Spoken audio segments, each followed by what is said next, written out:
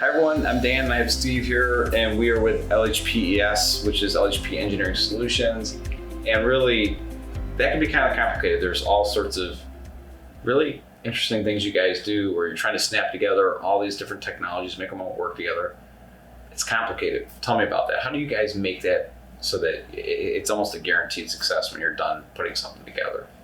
Well, the top technologies we work on is, functional safety, ALM, AutoZAR, MBD, and then, test equipment and so on. So, but I think what's important is, the things I've mentioned all kind of work together. Mm-hmm. So sometimes I get a question like, I need someone to help me with functional safety. Well, functional safety really needs to be a part of your overall process development. So if you have a ISO 9001 team or a Six Sigma team, then you need to be really including that as a part of that team. Right? Mm-hmm, mm-hmm. The same applies for, application lifecycle management tools, right? You manage your requirements and so on, and you've got a different test group. Well, really you should be working with that team to automate those things, right? So don't take requirements and cut and paste them and move them onto a different device and then cut and paste the results and move them onto the prior device, automate all that. Right. Then when you talk about AutoZAR is really a software platform, and functional safety has specific standards for software platforms. Mm-hmm. So don't have a separate AutoZAR team, have a team that develops AutoZAR that's functional safety compliant. Mm-hmm. The same applies for cybersecurity. Cybersecurity is kind of a budding thing in automotive right now. Right.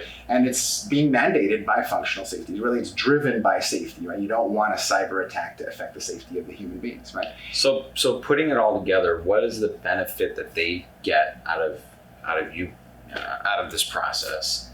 What's the one thing you can tell them that really makes you guys different?